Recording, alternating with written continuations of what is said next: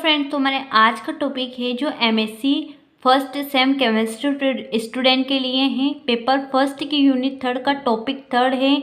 Topic का नाम है inherent and label complex. Subject का नाम है inorganic chemistry. Label complex valence bond के अनुसार यदि किसी कॉम्प्लेक्स के धातु परमाणु आयन के पास रिक्त n-1 डी कक्षक हो और यदि कक्षक संकरण में भाग लेता है, अतः कॉम्प्लेक्स के केंद्रीय परमाणु का आंतरिक डी कोश संकरण में भाग लेता है, तो बनने वाले कॉम्प्लेक्स को लेबल कॉम्प्लेक्स कहते हैं।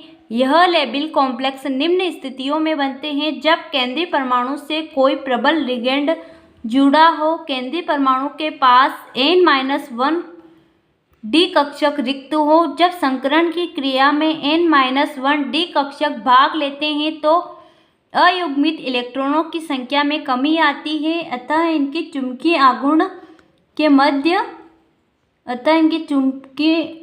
आघूर्ण के मान में कमी आती है। इसी कारण ओर्गल ने इस प्रकार के कॉम्प्लेक्स को लो स्पिन कॉम्प्लेक्स यानी निम्न चक्रण संकुलन कहा। MOT molecules orbital theory.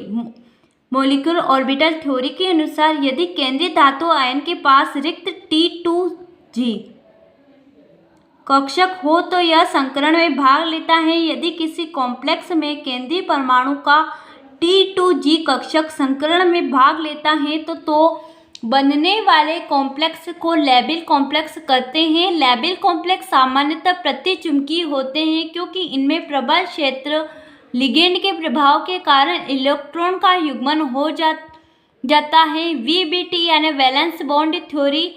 Valence bond theory के अनुसार लेबल कॉम्प्लेक्स सक्रिय होते हैं। यह कॉम्प्लेक्स में लिगेंड व धातु परमाणु के मध्य दुर्बल बंध पाया जाता है क्योंकि इन कॉम्प्लेक्स में इलेक्ट्रॉन युग्मित अवस्था में रहते हैं तथा इस अवस्था में कक्षकों में इलेक्ट्रॉन घनत्व बहुत अधिक बढ़ जाता है। जितना इन कॉम्प्लेक्स में प्रतिकर्षण अधिकतम होता है और केंद्रीय परमाणु व लिगेंड के मध्य उपस्थित बंध दुर्बल हो जाता है, अतः यह बंध आसानी से टूट जाता है। अतः इन कॉम्प्लेक्स की क्रियाशीलता अधिक होती है और यह कॉम्प्लेक्स सक्रिय होता है।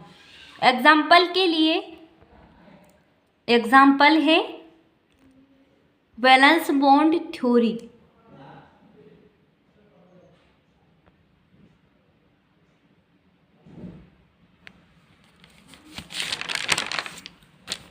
Inert complex. Valence bond theory के अनुसार यदि किसी कॉम्प्लेक्स में केंद्रीय धातु परमाणु के पास n-1 डी कक्षक रिक्त ना हो अथवा फील हो तो A संकरण क्रिया में Nd कक्षक में भाग लेता है। यदि किसी कॉम्प्लेक्स में केंद्रीय परमाणु Nd है तो बनने वाला कॉम्प्लेक्स इनर्ट कॉम्प्लेक्स कहलाता है।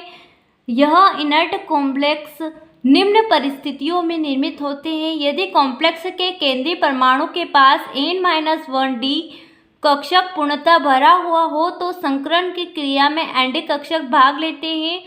कॉम्प्लेक्स में दुर्बल क्षेत्र लिगेंड हो, जब संकरण की क्रिया में Nd कक्षक भाग लेते हैं तो अयुग्मित इलेक्ट्रॉनों की संख्या में वृद्धि होती है, अतः इन कॉम्प्लेक्स में चुंबकीय आघूर्ण के मान में वृद्धि होती है और यह कॉम्प्लेक्स उच्च चक्रण में चले जाते हैं। इसी कारण ओर्गल में इन कॉम्प्लेक्स को उच्च चक्रण वाले कॉम्प्लेक्स कहा। MOT यानी मॉलिक्यूल्स ऑर्बिटल थ्योरी।